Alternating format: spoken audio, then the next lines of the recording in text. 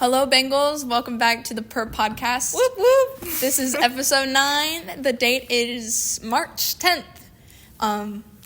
And today we'll be talking about Lent. A quick disclaimer. None of the opinions or views expressed in this podcast by either of us are a reflection of the Bengals Purr or Lewiston High School in any way. So yeah.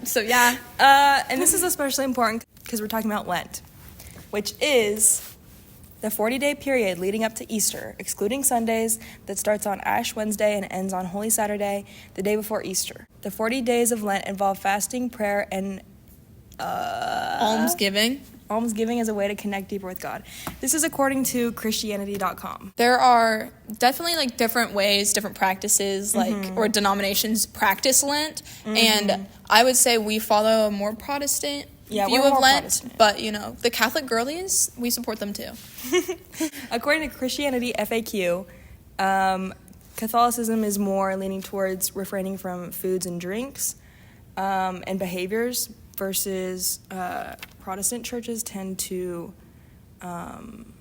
they don't formally participate all the time. It's kind of a little bit more up to the individual, I think. Yeah, some Protestant churches don't really practice Lent, and then some of them do it differently than how they do it. It's not a really strict tradition that everyone follows.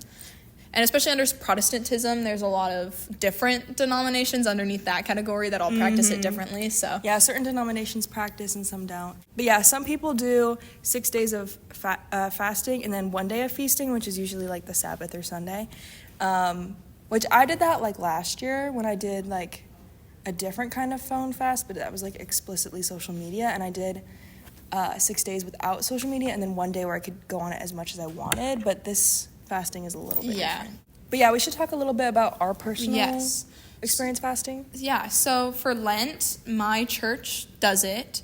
They practice Lent, but they're doing this really long thing all the way to Pentecost, which is Is it Lentecost? Lentercost or something. It's kind of crazy. So they're not necessarily calling us to fast every day, but they're more encouraging people to spend time in their Bible and their specific verses they have each day. And then obviously fasting, we're going to talk about it I think soon coming up in my church, but it's not something that everyone has to do, I think, to partake. Obviously we are fasting. We're doing a phone fast. I think phone fasts, the problem with actual food fasting is it's hard for a lot of people to do if they have a disability or need to have a certain diet. And then 2, it's also just I wouldn't say it's all fasting during Lent is supposed to be hard because that pain, that struggle is what drives you closer to God. But it just is you need food to survive pretty much. And so it's I feel much more difficult than a lot of other ones. And so I think it helps also getting into fasting by doing other things first. Or and they always say work up to actual food fasting, do skip one meal and then maybe next time skip a day or something. Yeah. So I think it's different because one branch of fasting is survival, you're fasting from something you need to prove that you need God the most, and then one branch is fasting from something you idolize to prove that you should idolize God. I think that's a really good point. Yeah. I think it's different and different. Sometimes I'm if I just did food fasting, in a way it'd be easier because you're not you don't have to fast from the things that actually have control over you, I feel like. That is because true. For me, it's if you're giving up food, food doesn't have as much control. It doesn't, influence my... Which, obviously, the reason that... So there's reasoning behind fasting from food, but I feel for me, it's a little bit different, where I wanted to fast from phones because I feel that's what has the biggest impact on my relationship with God. Yeah, because, that's, such a good point about fasting, because I do feel phones can be a universal thing to do, and it's especially important to me because it just takes away just the time you have. Really is something that fills up so much of your time. Just for me, it's I have so much more time now for other things. I totally relate. And it just makes you feel happier, but then also can bring you closer to God because now you have more time to be with God. And then whenever, obviously during Lent, they always promote if things start getting hard, you're I really want to be on my phone, you can pray about it, and then God, ask God to give you strength and turn to God, not towards the thing you're trying to abstain from. Yeah. So the church that I go to, they have, unofficially go to Crossroads. So I just kind of watch the online church with my family, and they have a free, basically there's an app you pay for. Do you know what it's called? Isn't it like Aro or something? Aro. Yeah. Aro, something like that. And it's usually have to pay for it, but the church made a deal or something, so it's free for Lent. Woo! Yeah. So Arrow, the app. So a lot of times whenever people are trying to stay off their phones, they always look at like their screen time and see how much time they spend on the screen. But Arrow is like really fun, and like it makes it actually honestly fun to stay off your phone, at least for me, because what it does is you track how much time you're off your phone versus how much time you're on your phone. Yeah, so you like go in and you hit like the plus button, it's like start a session, and you flip over your phone and it's supposed vibrates. It buzzes, tells you it's off, and then you have to turn your phone off and like set it away or just like leave it face down, and then it tracks how much time you're off your phone until you pick it back up again and open the phone. And then it tells you and then makes you write down what you did, so then it kind of makes you think, oh, when I'm off my phone, I'm more productive, kind of thing. And then you can like look back and see like, oh, look at how much time I spent like, I don't know, and they also call them like self-care things, like it's like, oh, you spent these are like self-care categories or something. So I like doing a morning routine or reading a book or cooking or something. I really like that because it really shows the positive of all the things you're doing. Like even honestly the other day, I didn't even think like whenever I asked you if I could watch my show because I didn't know if that was cheating. I was like, because I watched it on something else. I watched it on my Chromebook. But whenever I went into the app to log it, it literally had a thing for watching TV. And it did? Yeah, and it put that under like self-care or like relaxing or something. And I was like, that's actually pretty cool because I definitely think watching like a TV show is definitely like what I learned like different from watching like on my phone, because every time I'm on my phone I just want to scroll on like Instagram Reels and get that short form content. But like the other day I watched like 3 episodes of my show and I was like, I really had to sit down and actually like pay attention, and it was like kind of like calming, and it was very relaxing. I would say to focus on one thing. Yes. So personally, so everyone does fasting a little bit differently, and so especially like a phone fast, because some people use it for like, I feel like phones are pretty kind of a necessity for life. And so for us, we're doing like kind of just fasting from like recreational use. So like I still have music or texting, Gmail, Google Docs, all that stuff. But I just we both turn our phone on grayscale, and then we're just not using it. I have like 15 minutes of like recreational use, so like if I want to like, but I deleted all the games on my phone and like basically anything that's like to pass the time, quote unquote. And do you have anything to add? I don't know, like definitely mine. I agree with the whole like it's like screen time is pretty much anything like where you're staying on it for like a long time. So like getting on Instagram Reels or like YouTube or something like that. Any of those like distractors or like those quick form like dopamine hits that like make you happy like instantly, because I feel like that's a big problem with phones. Is like the reason people want to fast from them is because in the end it makes you feel like worse, I think, because like you turn off your phone and you're like, oh, but like there's no like instant dopamine in my head, so I need to go back on my phone. And so I feel like that's stuff I'm really like abstaining from. And then obviously like messaging people, like staying in contact with people is like important, and like in a digital world you can't like parents and stuff, like you can't just not message your mom back because she's like because I'm like, I'm fasting from my phone, so it's like you can't, she's like, where are you, and you can't like not say anything. So stuff like that you obviously like, you got to open up your phone for and stuff. But and so my word when I was praying before Lent, I was like trying to figure out what like my theme was, and like with doing a phone detox, and the word that came to mind was like connected. So like I want to be more connected to just like people around me and myself, and just like instead of, I feel like phones, you always think like disconnected, and so I definitely feel more connected. Like I've definitely, like I feel like the first few days I immediately felt better, and I wasn't expecting that because I really thought I was going to have a lot of withdrawal symptoms. But I don't know, have you had much? It hasn't been too bad. Like definitely like, well, today just like not being on my phone in the downtime at school, it's like, what am I supposed to do? Just like I'm done. Like I read Into the Wild for school and stuff. Like I'm like actually getting like work done, and then it's like I'm not procrastinating it as much, and it's like not. But I definitely like the connectedness thing, because you mentioned the other day that like being off your phone makes you like look up and like actually like it makes you make eye contact. It makes you make eye contact and like actually engage with people, and it's like so real. Like honestly today, not to be like, this is gonna sound, no, it's not gonna sound like that, I'm gonna make it not sound like that. Today I was like just sitting and I was like watching everyone on their phones, not to sound high and mighty because that's not what I want to do. I was just watching them and I'm like, dog, like, but like they're like really actually not looking at each other. And I was like thinking about like what you said. I'm like, am I the weird one for staring at everyone because I have nothing else to do, or are they the weird ones for like not talking to everyone around them? I don't know. Yeah. But I do like that connectedness, because you do feel very connected. Yeah, I think the hardest part for me personally, and this has been the only really difficult part, is like the 5 minutes that you have. That like I feel like it's like the short periods of time where you want that quick dopamine to like get you in between tasks or whatever. And like if you're trying to kill 2 hours, it's like, oh, I can like actually sit down and do this project or something, versus when you're like in class and you have 10 minutes until the bell rings and you're like, what am I supposed to do for 10 minutes that you have to get everything out and put it away. It really teaches you how to just sit and be still and like just like kind of just be okay with like not doing something for a second. But it is so hard. Like it's given me so many opportunities to do things I want to do, like work or just like reading or like watching that show. But like sometimes then I'm like, okay, well, I've run out of things to do, especially like this weekend. So I'm like, what am I supposed to do now? Like you got to find something to entertain yourself, which is good, because I think sometimes you lose creativity whenever all you do is just be on your phone. But like sometimes being creative is hard.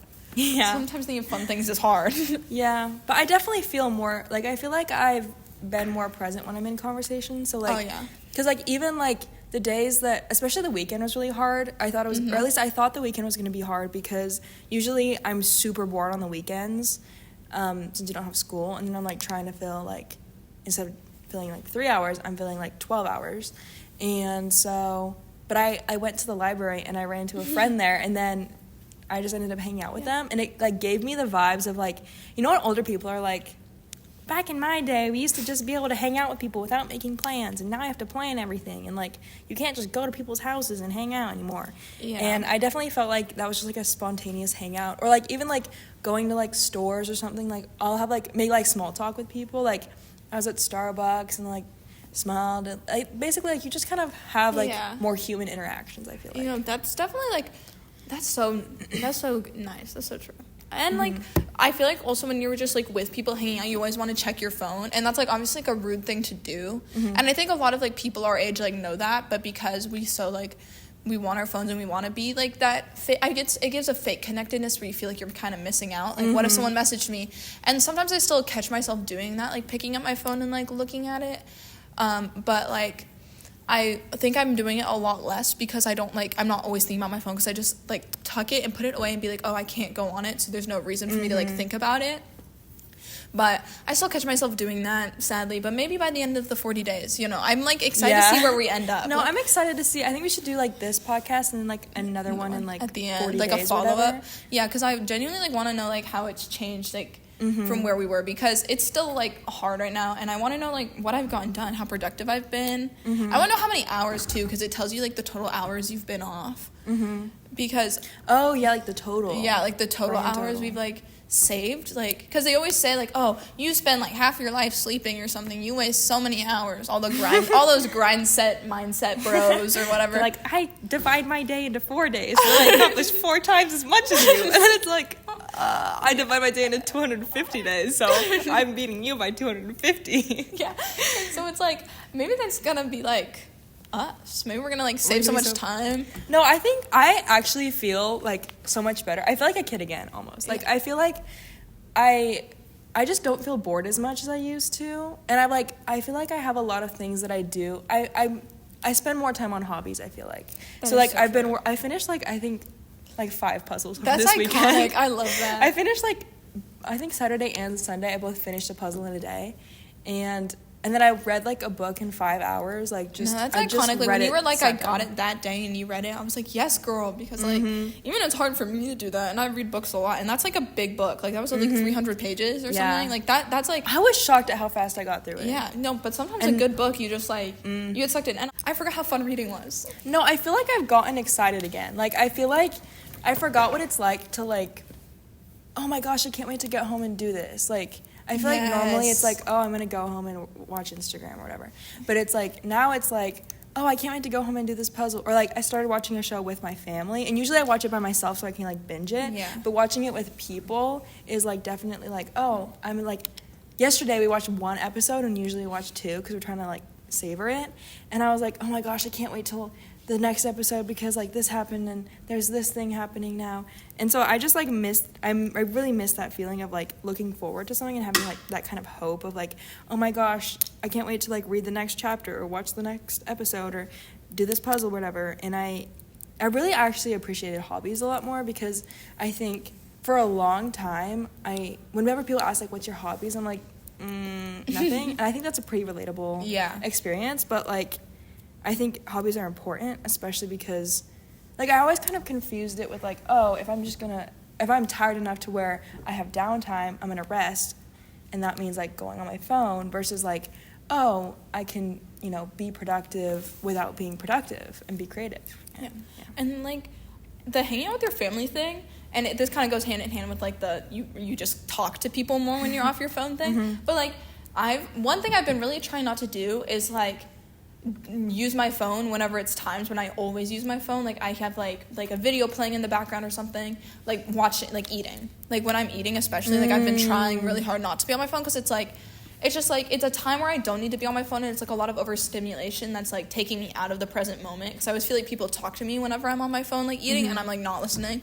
But then I'll like go out and eat and I'll be like, oh, it's gonna be so boring eating like with nothing going on, and then like my family will be out there and I'll like actually talk to them and I'll like be having conversations with them, and I'm like, it's actually just so nice, and I feel like you get to talk to people a lot more. Yeah, I definitely just feel more present. Like I feel like all the benefits that people say, I'm like, unfortunately they're true. And, like, with my health struggles, basically I've gone through periods of time where I've done different, like, lifestyle changes. So, like, exercise or drinking more water or, like, diets or stuff like that. And I've never noticed an impact on, like, my physical or mental health. And, like, this is the only thing that I definitely notice a huge impact. Like, I just feel, like, mentally more clear. And I feel like it's also shifted my mentality on, like, free time. Like it's changed my perception of time in the sense that like if I don't have a lot of time, I'm not rushing because I'm like, oh, I know, like I feel like I'm not rushing as much, but I'm also not like scared of downtime. And like previously I'd be like, oh, I have 2 hours to kill until dinner time, what am I gonna do? I'm just gonna be bored. But like now it's like, oh, I get to work on this and do this and like I'll text this person. I have like so many things I want to do because I know I have free time. Yeah. And I think you just accomplish more stuff. Yeah. That's so true. And I feel like I've also talked to you about this, how a lot of the stuff I've said before, but like I think one thing that I've noticed as being a problem previously was like I always saw things as like a task. So it's like, oh, if I'm going to like read a book or work on this thing, even if it's like for fun, I need to check it off my to-do list and like it needs to be something I do. And if I don't do it, then I'm a failure. And if I do it, then it's like I didn't do it for fun. I just did it to get it done. And now it feels like, oh, even if I'm doing something like productive, like reading a book for school, it's like, oh, that was actually fun because it gave me something to do. And it like helps me feel just like more. I feel like I appreciate the benefits of things like that. Like people always say, oh, it's good to have hobbies. It's healthy to read. And like it releases all this stuff and chemicals and hormones and stuff. And I feel like I never really noticed that before versus now I'm like, oh, I actually notice the impact of like healthy things. Yeah. And like obviously we're doing this for like a religious thing, like a religious holiday or whatever. But I do think that like honestly anyone can do this and everyone should try and do this because even like we know like people who shall not be named is like doing it with another friend and they're like kind of keeping each other accountable, like being accountability partners, and we've like kind of done that. I don't know if we're like really consistent, but not as much because we have the app to keep us accountable. I feel like partially that's true. It shames you. It's like you only spent 2 minutes on your phone. It's like you can't log this session. It's not longer than 3 minutes. That's like the most humbling experience is when you're off your phone and you're like, oh, I gotta check this thing, and it's like session not saved. You just have to spend more than 5 minutes. I know. It's like, so the app definitely humbles you, but like it is like other people are doing it, and there's definitely, I think I've noticed just a shift like culturally, especially like kids my age or our age don't really want to be on our phones as much as we are because we've noticed the bad impacts it's had on our mental health and stuff. And I know a lot of like kids who are like, or just people online who have like said like, I don't want my kid to be like an iPad kid or something because I don't want them to end up like me. And like we're definitely are going through like this cultural digital detox, I feel like, where we're like, we kind of want to move back to like, oh, vinyl records, and because I've listened to a lot of my vinyls and stuff, like, so I'm not on my phone, but I can still have like something going in like soft in the background or something. But like vinyl records or like DVDs or CDs, like all those things, like people want more of those and like less time on their phone. Yeah, and I saw a statistic at one point that said like a small portion of teenagers want their phones taken away, but a high portion of teenagers want everyone's phones taken away because they're so fed up with just how it makes them feel. And I think one struggle that I had was like, oh, it's no use me just going off my phone because it's not like it's gonna like help other people, and it's also like if I'm the only one off my phone, it's like you're the only one awake in a zombie apocalypse, and it's like there's no point to it. But I feel like it actually has made me realize like, oh, you can do a phone fast even if other people aren't, and it still can be like beneficial. And I think I've actually gotten a lot of people to, I've gotten you to join, and then I also convinced like my mom or like certain friends, like my sister's friends came over and I was talking to them about it. And I've just like talked to a lot of people or like extended family. I've talked to them about it, and I think I convinced a lot of people, if not to completely fast from their phones, but to be more conscious of that and notice the benefits of being off your phone more.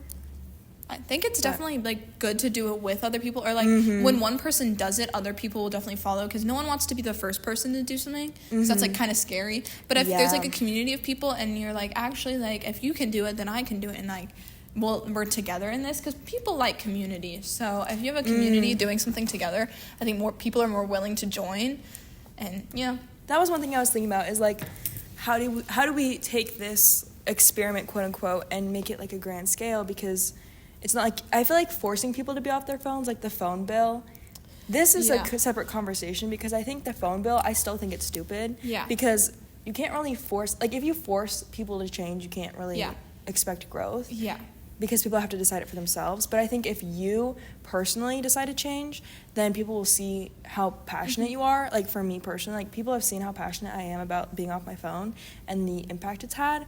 And I think it encourages people to be more open-minded about being off their phone. Well, it's the same thing like you said with the book. Like when you're forced to read a book for school, you don't enjoy it because like humans are also very, I just said we're communal creatures, but we're also very independent in a weird way, where we like our individual identity, and so we don't want other people telling us what to do, and we like having anonymity over our bodies and what we do. Autonomy. Anonymity is when you're anonymous, I think. We like have autonomy. we have an anonymity over ourselves. I don't know who I am. No, we have autonomy over like what we do, and so having like someone tell us something to do, especially teenagers. Like I'm sorry to say this, teenagers are finding themselves in their identity. Like that's a big part of being a teenager, and having having the government especially tell people what to do has never been good historically. Like American Revolution, just look at it. And so but whenever they can choose to do that for themselves, because I also think the whole thing is we're doing it to better ourselves and help ourselves. The government is not doing that. They're not thinking, oh, you're going to have better mental health, you're going to like have better attention span, better creativity. It's trying to improve test scores. Yeah, it's like for test scores and like on a less personal level. And so if you can get like the person to decide to go like to do something, that is honestly more impactful, because then it can actually work. Because they want the change. But even if they took away my phones, I would just still like get on Instagram on my Chromebook or something, my school's issued Chromebook, and like I'll find ways to defy them, because I want to resist more. So yeah, I have a question. Do you think you're gonna still do something like this after Lent's over? I was wondering that too, and honestly, like I really want to. And we'll see if I'm able to do it without the app, because I feel like right now the problem is I'm really into the app, and I really like logging it and checking it. But if it kicks me out after Lent, it's like definitely gonna be like a test of my own will power. So I'm hoping this gives me enough willpower. Like maybe like by the end of Lent, I won't even be like logging them. Like I'll be forgetting sometimes, so I'm still like off my phone more. And I'm like, whoops, I forgot to log that, but I still was off my phone for like all like the school day and stuff. So we'll see how that impacts me, because I definitely want to. It's just gonna be like, and harder. I think it's gonna be harder, definitely. And I think it's gonna be easier to like kind of go back to what was happening. Yeah, I'm a little scared, because I know last year during Lent I felt a lot better being off my phone, which like that was mostly just, it was a little bit similar like social media, and it was a little bit more generic, but I think last year after Lent I felt a lot better just being more disciplined, and I was like, oh, I'm gonna keep doing this, but like do it like kind of not be as strict a little bit. But I think once you're less strict, you kind of slowly kind of start to revert back to your old ways, which is what I'm scared for. Is I'm like, well, if I only do this for 40 days, then Yeah. But I was wondering, a couple last questions. Okay. What do you have like tips for people who want to join a phone fast? Or like a phone break, detox? I would say tips. Well, obviously I think I recommend like apps. I think there's a lot of, not only the one that we've recommended, but I think there's a lot of apps that will track how much time you're off your phone. And like, I think there's one where it's like, it like grows a forest however time you're off your phone, or something like that.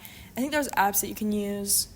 Accountability partners, like someone to keep you accountable is definitely like, because like shame is honestly a powerful tool. Like if your friend is like, girl, you've been on your phone for like 12 hours today, what's happening? Like you're gonna feel Yesterday worse. when I had 55 minutes off my phone. But I was off my phone the whole day. It's just that I forgot to track it. Yeah. And I was like, no, I only have 55 minutes. But yeah, and I would say just like honestly, take up a new hobby, like try out new things you like, and spend a lot of time like outside, like just like hanging out with people, outside, like go like and leave with your people. House, like leave your room, leave your house, go like with people. Yeah, I would actually recommend like if you want to be more present and like have the benefits that everyone talks about, I would recommend like just being off your phone and then finding stuff to do versus like finding stuff to do to replace your phone. Yeah, which is pretty counterintuitive because I think a lot of like diets and stuff, it's like, oh, you want to replace what you're lacking. But I think for me, that lacking actually made me want to do things. So it's like, oh, if I have to choose between reading a book and being off my phone, or reading a book and being on my phone, obviously I'm going to choose my phone. But if I'm choosing between reading a book and sitting in my room doing nothing, then I'm obviously going to read a book. So I think it's easier to be more productive and notice the benefits if you force yourself to like, okay, I'm not going to be on my phone I think for me at least, it was really good to have like, oh, I only have 15 minutes of like recreational use, and then like, you know. And like you could do the whole like 6 days on, 1 day off kind of thing, like if that's helpful. No, I think it's just definitely like put your phone like down in some place where you can't see it. Because sometimes I think it's hard when it's right there and you're like, but I can just grab it. But if like you like set it down in your room on the charger and then like leave it, like don't even take it with you. And that's a whole other issue because I know a lot of people have like phone anxiety where they're like, I have to have my phone by me.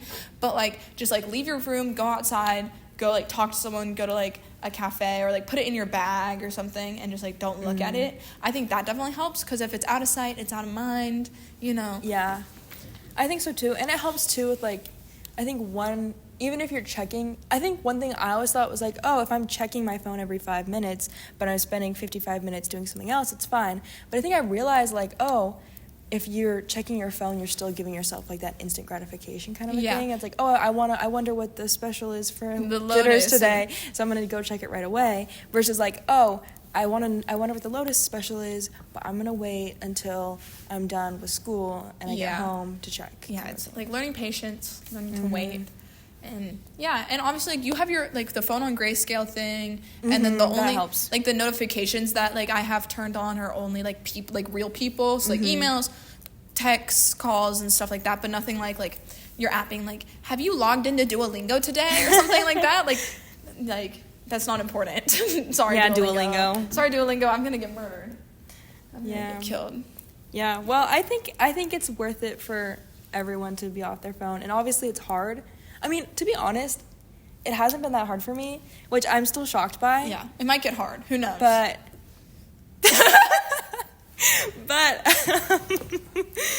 well, I think I do have a little bit of an advantage because I did pray before Lent. Like, we got this prayer. We're God's favorites, so we have God's favor. So yeah. Because I definitely did pray, like, I really want to I was definitely praying about being connected and praying about having benefits and that it wouldn't be hard and that I wouldn't be bored. Yeah. So, yeah. And that's, And, big G up there. Taking care of us. Is that it? Yeah. Okay. Thank you, everyone, for listening to the podcast. I hope you stay off your phone, put the phone down, okay, put us away, go do something. And let us know if you're doing a phone fast or any form of digital detox because we would love to know. Yes. Join the community. We currently have 4 people-ish. Yeah, we've made Ben join 5. us, or Potentially 5. Oh, yeah. You got your whole clan on your side. I do have my whole clan. Okay. So, thanks for listening. Bye, Bengals.